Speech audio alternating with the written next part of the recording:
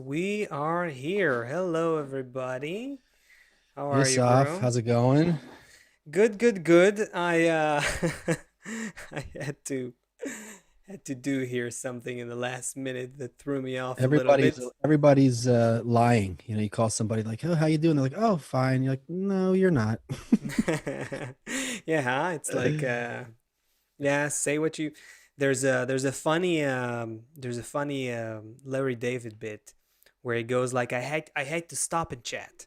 Like when you meet someone on the street and you go and you have to I like hate the y stop and chat. stop and chat, like where you have Yeah. to just meet someone on the street you don't really know that you kind Oh, of like hey, how's it's it like, oh going? yeah, how's it going? You're Oh, good, I'm good. You're good, I'm good. You're good, you're good too. Okay, okay, let's go. So it's like that's off the table now with COVID, pretty much. Don't have that problem anymore. but I speak to Uh, clients or I speak to people on the yeah. phone. It's like, "How's it going?" I was like, "Yeah, it's all right, good." And so anyway, like, "No, I can tell you're lying." Like, actually, yeah, it's true. My wife just got COVID, and Mm, business is down, and the kids are driving themselves crazy, bouncing off the walls. And yeah. yeah. Well, Anyway, the stuff it continues. It continues. Here we are. yes, The world yes, here continues we to are. move forward.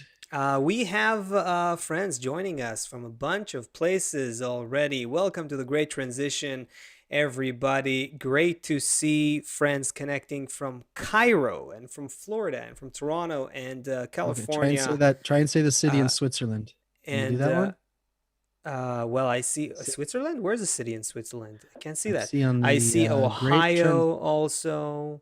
Um, I see Quebec here, Finland, Utah, Minnesota is here in the house, Spain. Where do you see a place in Switzerland? Did you see that? I see Siegfried Hasselhort Okay, is okay, I from got it. I got it. I see what you're saying. Schwalbenalb. It's Schwalbenalp. Schwalbenalp. Siegfried, Nice. how are you, man? Good to see you guys. Good to see you, everybody. Welcome to the Great Transition.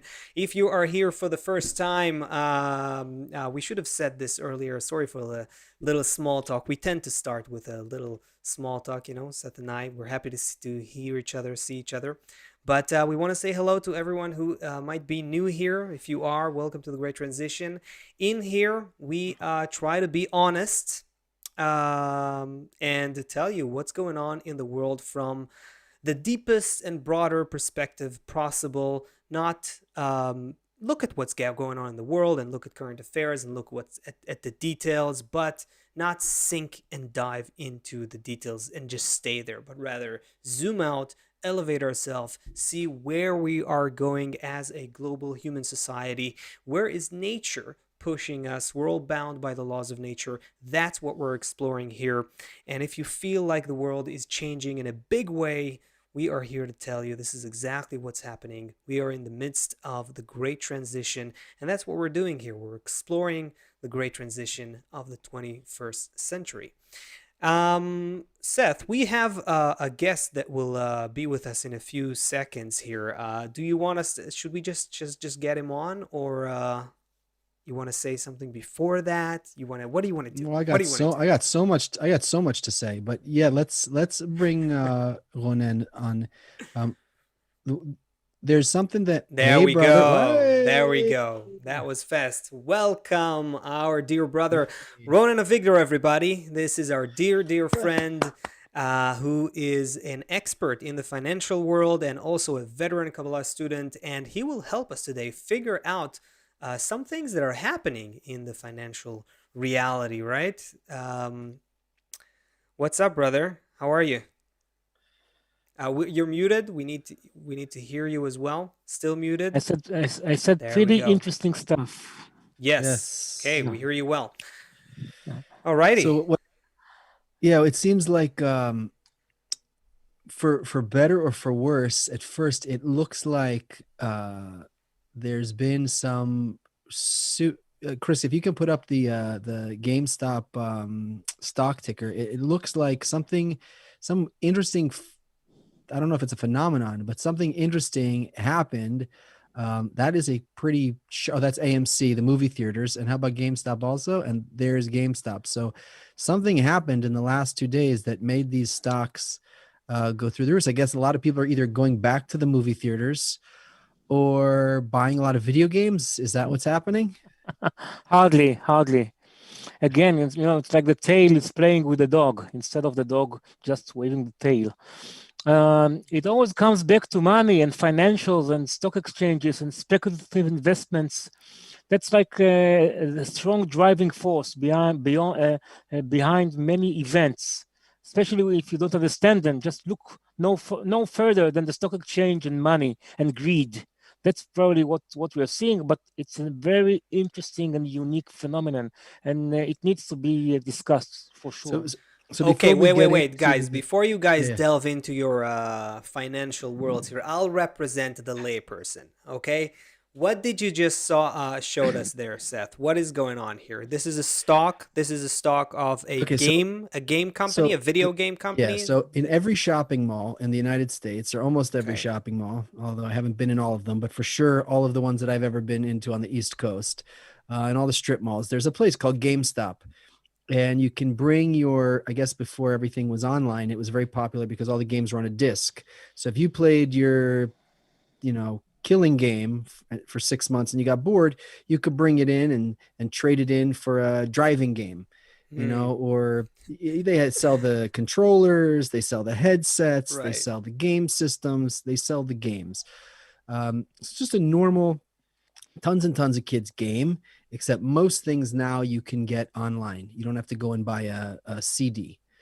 So somehow, oh no, not so somehow. So what it turns out was that there are certain products, they're called, on Wall Street, which allow you to bet against the company. So if you think a company is not going to do well, like movie theaters, for example, are closed. So you can, it's called shorting the stock, and Ronen will tell us all about it. I'm just giving you the mostly layperson version. So what happened was there was some hedge fund worth a couple $1 billion. Okay, there you go, GameStop. So there was some Wall Street fund that was betting that this company was going to fail. Okay. Okay. And And then again, betting. So they were betting in the stock market, if the basically. company failed, Then they they would make make money. money. There's certain Got it. tools on Wall Street where you can do that. Okay. Okay. Okay. Cool. So now some What a cute, gambling machine this whole Wall right, but Street is. it's all legal. Of These course. Of these course it these is. things are legal. So turns out that a group of non-investors, although we should probably say it's possible that there was some kind of something behind it, but who knows? What it appears is Okay. that there was some non-investing people on Reddit who, on some message board, and they weren't happy, didn't like, or wanted to play like that generation does with all their memes and just everything's kind of turning it into a joke or something.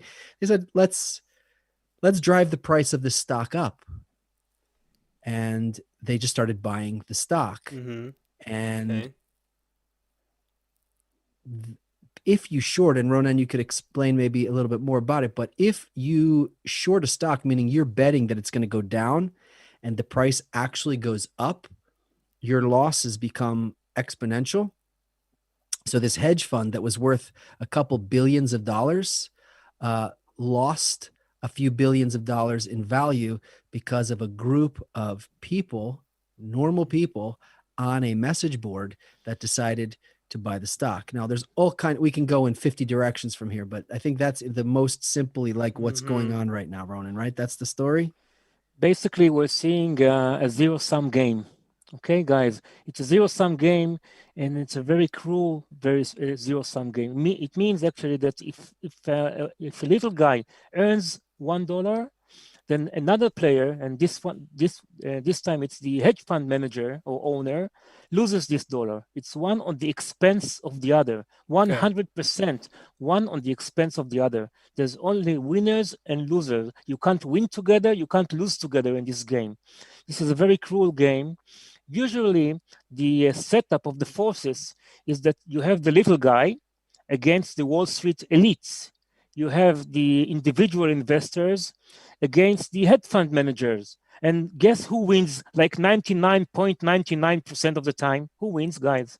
Wall The Street the hedge the fund the investors. the Yeah, of big course. guys. Yeah. Of course, the financial machine itself is considered to be one of the largest instruments of conveying wealth from the common people to small elite individuals that run the systems. That's like its basic role of just transferring wealth from us, from the little guy, to the elites and so forth. And what's so unique about this GameStop company and AMC and others is that this time it's the other way around. And it Explain. hurts. Guess to whom? What? So you're saying it's the other way around again for the Totally. laypersons because a lot of people in the public, so to speak, I understand they got organized on Reddit, something like that. They use Yeah. social media to get organized and together collectively buy a lot of those GameStop stocks to drive it up, right? So the betting that the hedge fund manager was doing in order to win, now he lost basically, right? Is it a true loss? Did he Listen, actually lose money, a lot of money? What are we yeah, talking yeah. about He here? just he just lost like $2.5 billion in 3 days, and that's not the end of it Oh, yet. Not So, but bad. let me explain to you guys something which I want to okay, emphasize.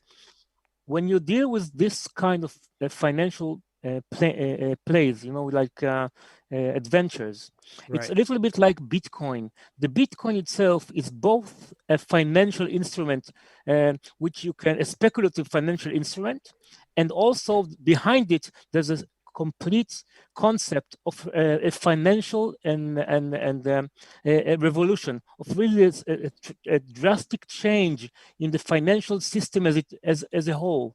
So indeed, in those two cases, both Bitcoin and the GameStop war, there you can analyze it as a financial phenomenon, which is okay to analyze, and you can go deeper and say what are the forces, what are the motives, and what does it reflect on us and on the system itself. Okay. The why is this so game changing here? Why is this such why is this unprecedented? Why did this never happen before? Again, talk to me as a person who doesn't understand the stock market, in detail. I generally It's understand that people who have a lot of money, they buy stocks, and they play these games, they basically gamble in the stock markets, and they make more money from what they already have. So in this case, I understand that a group of people, just normal people who are not big investors, they decided to collectively buy the stocks together, and that went against some betting that some bet from some hedge fund manager. Why wasn't it that done before? I'm asking myself. What's the why is this so new? well, these guys, the little guys, they are all on Reddit. It's a forum called Wall Street Bets, and they all, Mm-hmm. they meme each other and so forth. These guys were looking for an opportunity, for an opening to do their bid, and they have found it in GameStop and AMC and other companies, which the stocks themselves were heavily shorted. I mean, those Wall Street elites, those hedge fund managers, they they profit from the if a certain stock like GameStop is actually downwards and even dramatically downwards in price. Let's remember that GameStop is a company. It has more than 15,000 employees. It's a real business. It's not just like a stock. Behind the stock, there's a company, and those hedge fund managers wanted to drive them to destruction, to bankruptcy, basically.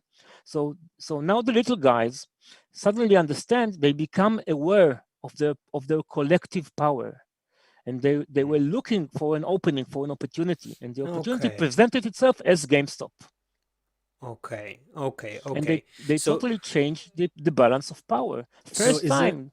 is Yeah. there a okay. is there a what we're interested in looking for are patterns in nature.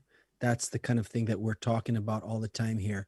I once had a conversation with somebody. I was trying to explain something to them, and I said, imagine if you are in a symphony and you're sitting there in the symphony and the music is so beautiful you start crying, and imagine you have a cat sitting on your lap and the cat is oblivious to what's going on, and the person said to me, how do you know a cat doesn't feel what you feel? How do you know that a cat doesn't have the same? And so then I realized I can't have a conversation with this person about what I wanted to speak, because we have to share the same if we don't even share the same fundamental rules here, then we can't have a conversation. So the fundamental things that we want to talk about now, that the kind of the shared understanding that we all want to have, is that there's a shift happening in humanity.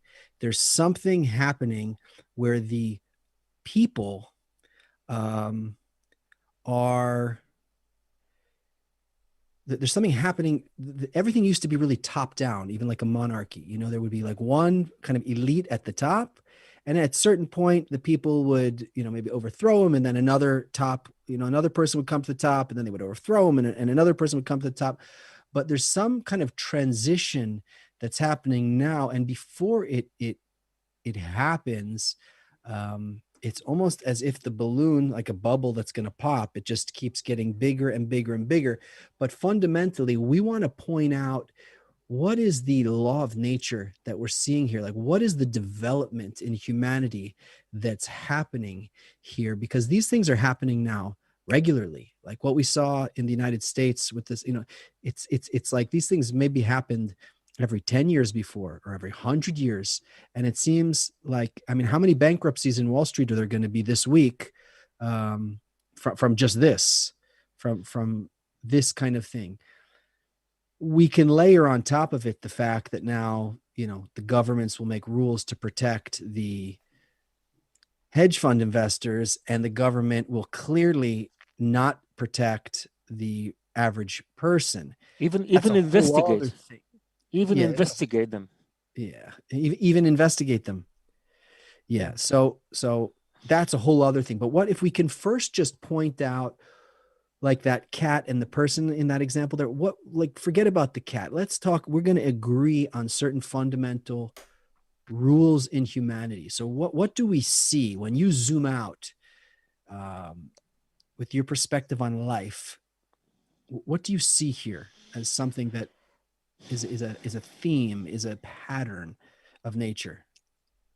Well, first of all, we see it's all related to the opportunity that the COVID-19 virus has given everybody to readjust and to to revalue their former way of living, because it didn't happen before, because those guys, those individuals, small private investors, were busy living their life, working, making ends meet, and so forth. They were not open, even they were not aware of their collective strength. And now those guys are on Robinhood and other platforms, and they are working together. They are finding joy in cooperating, especially when you have a common enemy. And this is to your question. I think one of the things we need to pay attention to. There's like an instinct in each and every one of us. We are looking for rivalries. We're looking for wars. We're looking to overcome something. We're looking to win. We all want to win. We all want to make some money on the expense on the other. That's why I said I emphasize the zero-sum game. This is something which is intrinsic in our nature. This desire to win, to overcome someone else, to win on behalf of someone else, on expense, sorry, of someone else. So this is like the first law. And I think that we can't really identify anyone who is, this is a good guy and this is a bad guy. Within ourselves, we all share the same quality exactly. Therefore, if I was born in one of the elites, so I'm a hedge fund manager, and if I wasn't so lucky, I was just born, somewhere, and I'm like a regular family, blue collar family, so I'm the other guy from Reddit.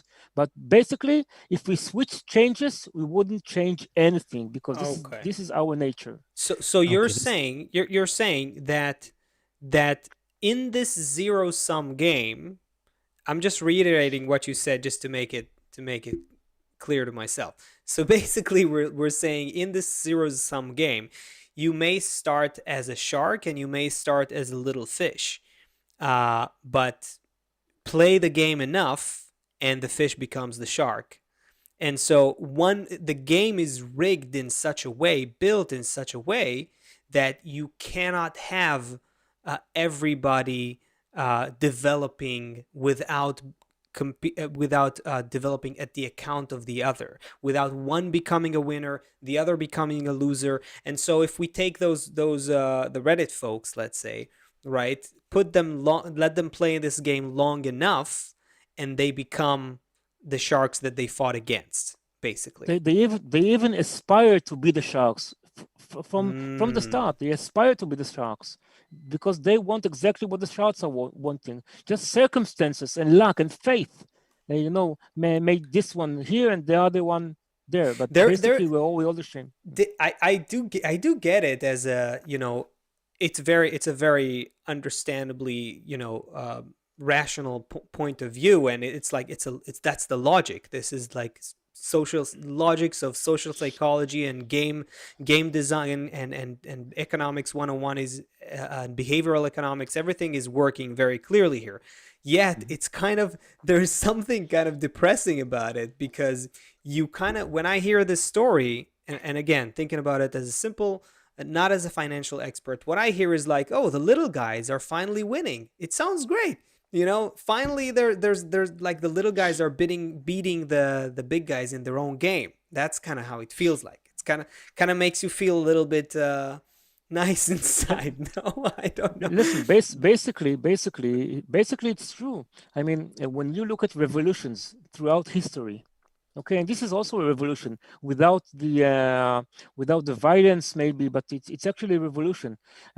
If you look at revolutions before throughout history, it took a while and even centuries before the common people developed a mutual conscience. Like saying, listen, we are in the same spot, in the same situation, and we have the ability to change something only if we unite around an idea and act together.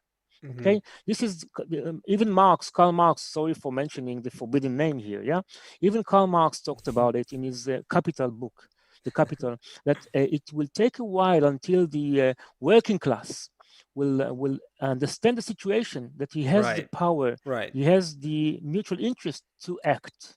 Yes, this is very interesting. Yes. Here's the wonderful thing, that what we're going through right now through COVID, and now what'll happen in 2021, is the recognition, like we talked about that story about the guy watching the symphony and the cat, like the recognition of what are the laws that we need to agree on. What is actually happening here. So we have all kind of stories, like from it's just such a good case study from World War II, where they took ordinary, regular working class people and made them to have to go and ship off people to the camps in Poland or whatever. And these regular, ordinary family people, within a few months, were dragging naked pregnant women outside and shooting them in the back of the head. It's like what you're saying. You take a normal guy on Reddit, and then he becomes the Wall Street Baron for a minute. And so the psychology, understanding basically who we are at first, and understanding what psychological things are operating in us, is kind of the framework. And this example here is really just if we, on this show specifically, we're not interested in, like when we talked about politics, who's right, who's wrong. We're interested in stripping off the costumes and understanding what are the forces that are happening inside. So we can see clearly now, it's very obvious here and through all these things, that how malleable, that there's these forces that are operating inside of us. If we understand how to direct them, we can maybe do something with it. First, we needed to agree, because first certain people were, thought the cat was equal, or thought the cat was like this, and the person watching the symphony was like this. But now if we start to become clear through more and more situations, like this GameStop situation, and more things that'll happen where we'll start to reveal the true human nature. It's not that those are the bad guys and we're the good guys, right? Whenever we read all of the history books, we always kind of identify as the good guy. Well, we should also be reading those history books and identifying ourselves as the bad guy, because if we were born in the other neighborhood, we would have been just like them. and once we understand so I think that the real story in something like this is this, what you're talking about is the exposure of what are these building blocks, what is this human nature that we're dealing with that is now being exposed to us, that has been kind of um It's been not suppressed, but really, subdued, or yeah. yeah. I would I see another interesting thing here. I mean, Ronan mentioned sorry for bringing up Karl Marx again, but what was it interesting? One of the interesting things in Karl Marx's theory was that people will develop some sort of a, he didn't say these words, but collective consciousness. He was essentially talking about the working class developing some sort of a shared understanding about their status, about their situation and conditions, and a recognition that they can collectively do something together. Now, we're not Marxists, and of course, this is not where we're going with this, but that was something that was very appealing to people who are interested in Karl Marx's idea. What we need today, I would say, is the broadest kind of collective awakening, collective awareness. We need to recognize that what we're talking about right now, that whether you're on the winning side right now or on the losing side right now, we're all interdependent in this game, because right now, even our system with this GameStop story, even our system is showing us that you can start here and end there. You don't necessarily you can't you not everyone cannot win, necessarily can't win together in this game, because we're in a zero-sum game. We're all interdependent, and once we become collectively aware of that, once we recognize, oh, my well-being depends on the other person's well-being, and I could be in the other person's shoes, if I play that game long enough or given a different set of conditions. So we got to take care of everyone's conditions. You know what I mean? There's a collective awakening of interdependence that's missing here. That's kind of like the big trigger for an actual change. So we all have been playing a zero-sum game to some extent in our lives in each and every area for many, many years, for decades. And now comes the new integral global world, which we are all interdependent. And we don't know the new game, what game to play. We only know one game, which is a zero-sum game. And you can see it in the stock exchange, you can see it in the economy, you can see it in all areas of life. Sometimes it's more obvious, sometimes it's just in the background, but basically that's the way things are happening and has been happening for many, many decades. And I'm not sure that we are aware of the new laws, of the new circumstances, which actually will determine basically if we can adjust to the new laws or just keep on banging each other head and lose together eventually. Because if you keep on playing a zero-sum game in a world that has changed, then it's actually a suicide mission. Right. And that's a very good that's a very good formula. I like that. The world's becoming increasingly interdependent. The game we're playing is still a zero-sum game. At some point, they're colliding, and that's what we're seeing today. And the GameStop, story is kind of the beginnings of this discovery, isn't it? Basically, listen, I'm not sure that I think we are a little bit ahead of circumstances and the common person understanding of what's really happening right now. For the common spectator, it's like an interesting game. Eventually, the small guys are screwing, sorry for the language, pardon the language, the big guys and the wealthy guys and the Wall Street elites. That's I enjoy the game. Yeah, Finally, and it's kind of it. fun to watch. I that's what I said. I get it too. Yeah. Yeah, Yeah. of course. And that's why it get the media attention and so forth. But we really have to look deeper and understand that this is, it reflects a change. Now, regarding this change, I would like to ask a question because I've heard you guys speak before of the millennials and the Gen Z and how different they are than the previous generations as And far as, old people like us. yeah. You're not a baby boomer yet, are you? You're No, I'm not. not a boomer. No. My Yeah. parents are boomers. Okay. So count you. I'm counting. I'm counting you in. So I've heard you speak before that those millennials and Gen Z are so different. But this time, I watched the. I see what's happening with GameStop, and I went into the Reddit and to the Wall Street Bets forum, and I see millennials. Those guys, the ones that are driving the events right now, are the same guys that you said previously that they are not interested in money, they are not interested in wealth, they have some deeper understanding of the situation. So can you please explain to me what's really happening here? Well, we I think Asaf and we probably both have a different angle on it, but go ahead. go you first. Um, okay, so I saw Mary Spies before said something like there was altruists in Germany that hid people under the floorboards and stuff like that. So in general, yes, okay, fine, there's a small amount, but humanity is judged by the majority.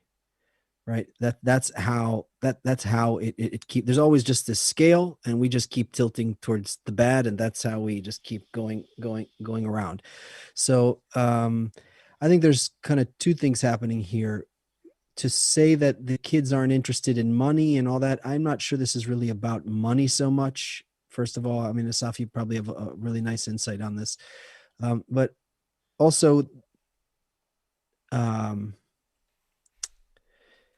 this is well, I'll pass to you. I just want to say I think that there's this is not the entire generation is out there betting on stocks. I think it's a small group, and I think there's always unique small groups. I don't think the entire generation is out there, playing against hedge funds on the stock market. Stuff. What's your take on this? Yeah, I would. I kind of I agree with that, but I mean, I don't think that the numbers of people show that that all of them are GameStop players. I also got to say that I don't see in this story something that represents a desire for wealth and money and becoming what I see here is it's almost like these younger people are kind of saying, don't want to use bad words, but they're basically cursing, the system, and basically they're expressing some sort of a protest here. That's what I'm seeing. I see this as as this ability to get organized together for a collective kind of goal that people share. There's kind of a camaraderie that I see here forming between these people, because they have to have some shared interest in some shared goal here in order to get organized and do this together. And and each one pitching. I saw someone in the chat saying, wow, I just now I understand why my son asked me for a couple for some money to invest in a stock or something like that. um, and someone else said, "Hey, I just saw this on Reddit."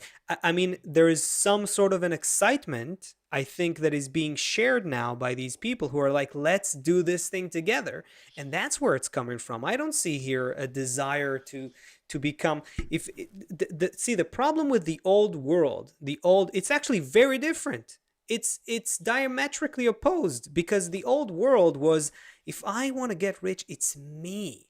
I want to be the shark that, I need to have a plan. I need to have people that will help me carry it out. But it's me against the world. I will be the rich person.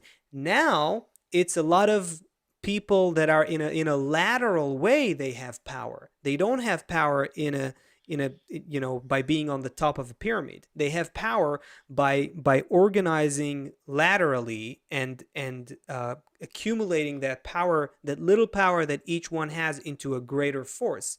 So it's like almost like they want to win together against this big thing. So I think that it expresses something else. The fact that they're a little bit hackers, and they know how to deal with the stock markets and go into and manipulate do things around, that kind of just represents how this generation is better with numbers and computers and you know twisting things around like that, hacking things than previous I, generations.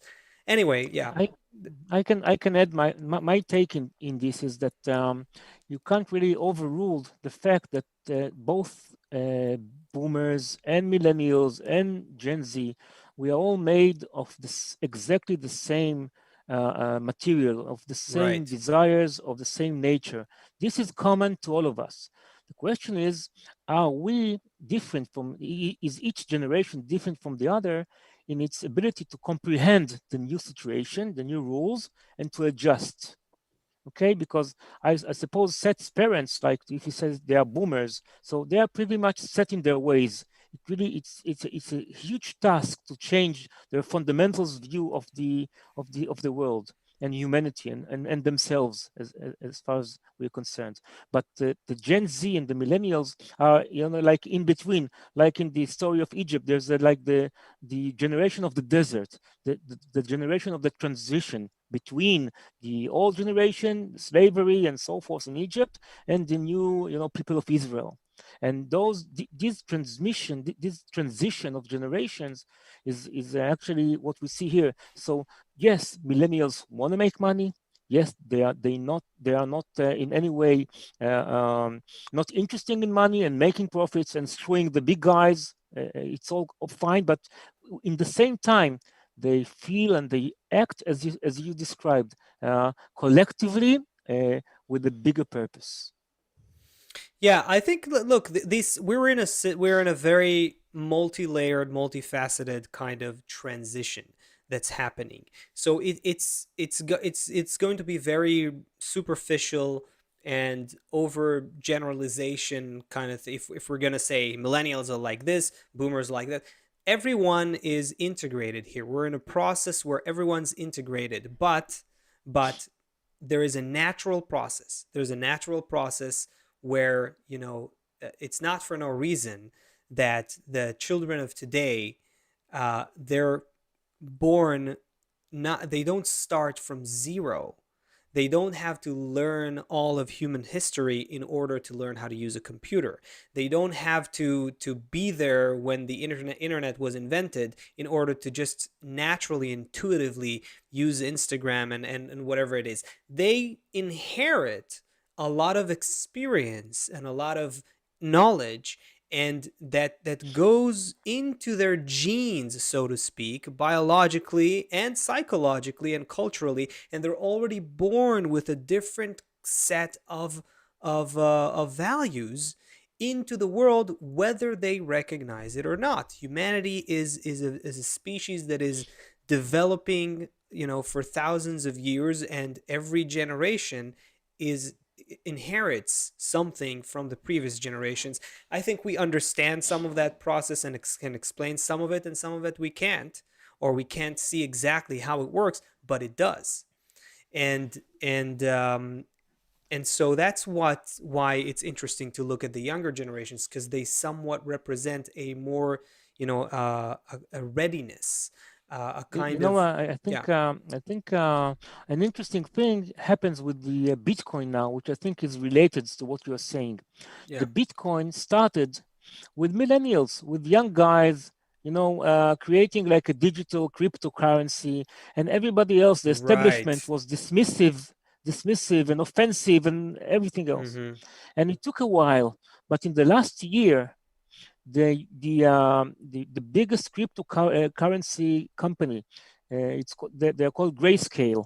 They are up from 2 billion to 20 billion in a year, and the vast majority of the money is institutional money, is establishment, institutional big players, rich players' money.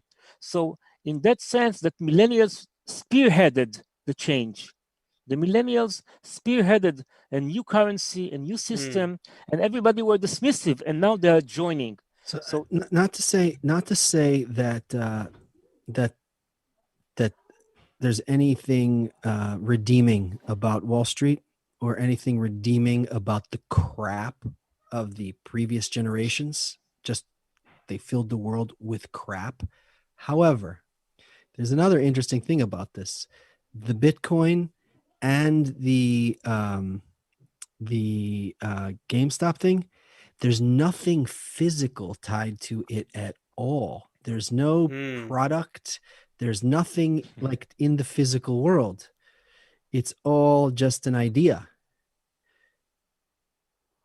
Right? I mean, do you see any? I mean, even as corrupt as the stock market is and all the thing, there's still some kind of companies there with people and things happening. Bitcoin, it's an idea.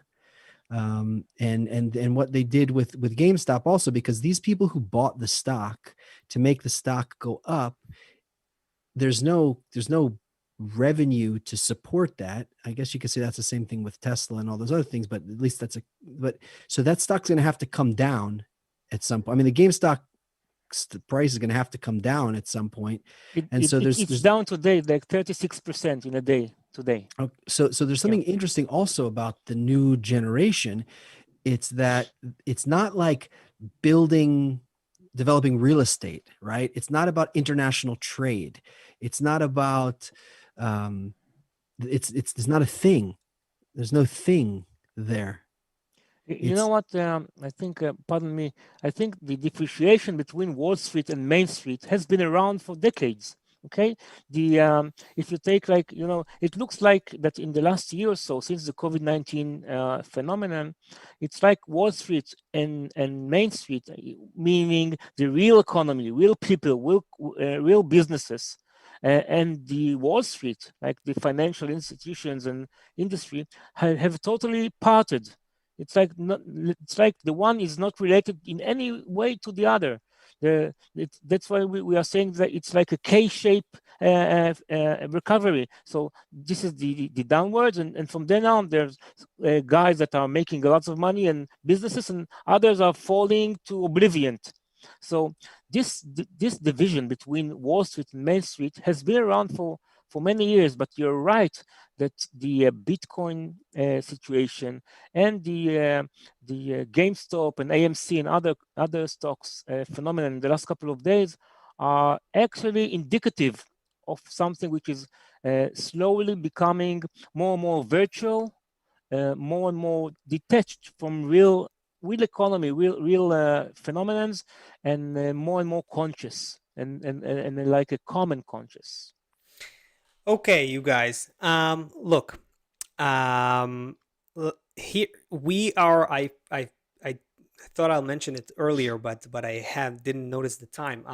We talked about wrapping up this show a little earlier than usual because I actually have a situation. Gotta go. There's a funeral that I have to go through. You have to go to.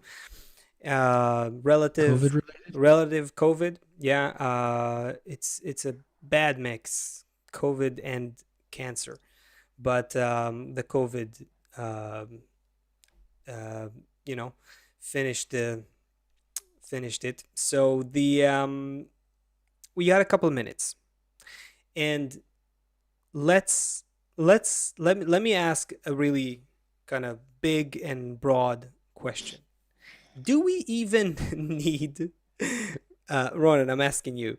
Do we even need the entire infrastructure of the financial markets, all the stock markets? I'm not talking about the main street. I'm not talking about the real economy, so to speak. Right? Do we even need it? Is it needed? Is it necessary in order for people to conduct themselves, and can we have an economy without all of this virtual money gambling situation? Listen, I think the What do you answer think? is Yeah. very simple here. It's exactly if you ask the same question about nuclear energy and about technology and about financial sophistication, depends on the purpose, depends on the intentions, depends on the role it takes in the humanity's life. For instance, in economy, between the Second World War and Reagan going into power, capitalism worked very good for everybody. Okay, even Mm-hmm. though there was some inequality, always have been, but still everybody improved their way of life, their standard of living, and so forth. I mean, it wasn't always a clear cut zero sum game. So eventually, Bitcoin and financials. Institutions and strategies and nuclear powers and technology and social networks, everything has a right to exist. Depends how we use it. That's why everything comes back to us, to me. How do I see the situation? How do I use what is given to me by nature? That's my answer, basically. Okay. So how would you use it? How would you use it? How should we use it? What's your take on it? How would you change the direction of it? Listen, if we organize ourselves as a society, which puts in the most important thing, camaraderie, social interdependent, helping each other, caring about each other, and so forth, then financial markets have certainly a role in helping companies survive, in helping companies develop, and therefore giving workers an honest wage so they can both develop themselves internally and make end meet in the same time. So I can very easily see a corrected financial system working. It all depends. It all comes back to what our purpose is and what we are willing to do in order to serve the higher purpose. So it's not these devices. It's essentially it's how we use them. Um, it's the people that use them, and the people need to wake up into a different kind of incentive, a different kind of motivation. Exactly. That's my take. Mhm. Yeah. In the Okay. same way that those regular German citizens were turned into monsters, in the same way, imagine some army comes into your town and they're like, listen, everybody, line up. We're going to be feeding everyone this afternoon. All right.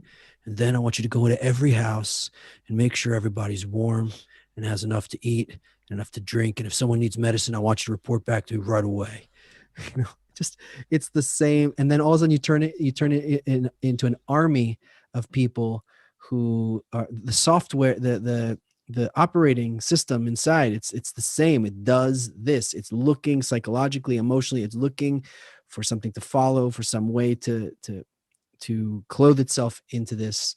um, we need to provide that because by default, like we see with these guys on Reddit, they just became, from their garages or their basements, they became like Wall Street. They became, what's it called, what was the movie with the Wall Street movie, the The recent one? Wolf of Wall Yeah, the Street. Wolf of Wall Street. They became like mini wolves of Wall Streets. Yeah, yeah. I want to say Exactly. I want to add something here. I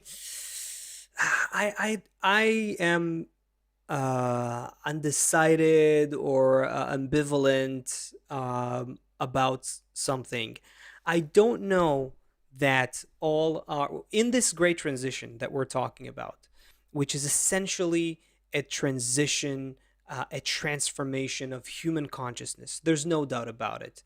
We all, everyone, all of us here see it. I think a lot of the people who are joining us in the chat here are feeling this, seeing this as well. It's a transformation of human consciousness that needs to happen, and that will in turn change all our systems. I agree with that. But for the transition to happen, as part of the transformation of human consciousness, as part of this growth and expansion of our mindset and our feeling of each other and the world and nature, and as part of this change of heart, I don't know that it's possible that some of the games that we're playing as well need to take on a certain kind of shift in order for us to change. And then maybe we can go back and play those games again in a different way.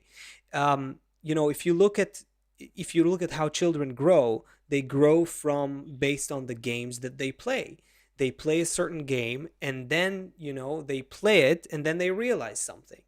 Then they understand something about themselves, about the game, about the person they're playing with, and so on. And I do think that just like COVID is now, whether we like it or not, it is putting a stop on a lot of the games that we were playing, and we haven't even discovered what its true effect on the economy. A lot of our economies in the world right now are on some sort of life support, right, Ronen? We don't exactly actually know what is the true effect until we actually will remove the life support.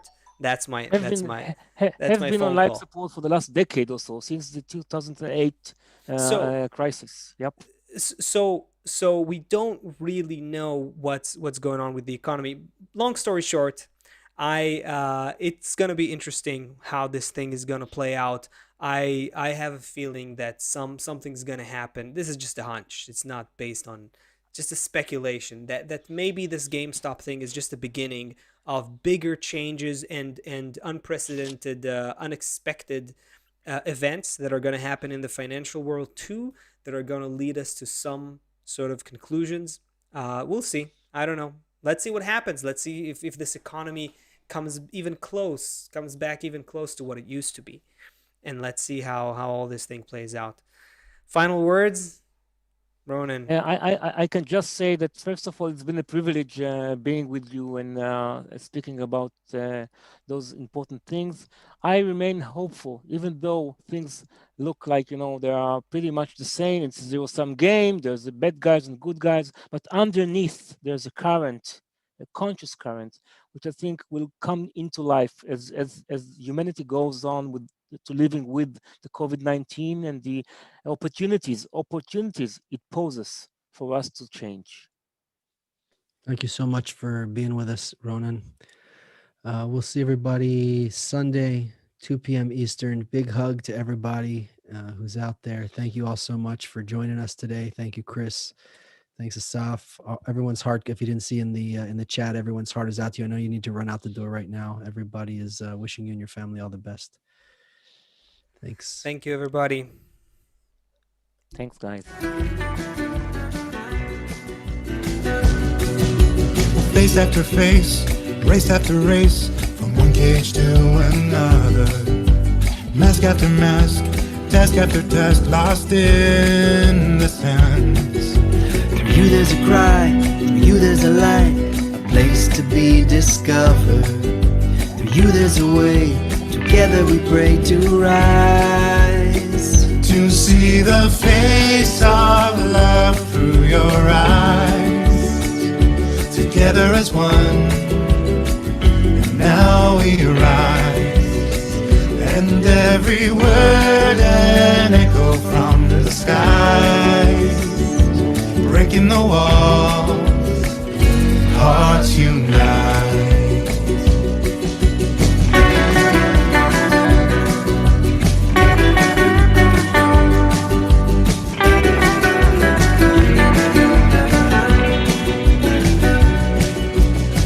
I see a picture of me.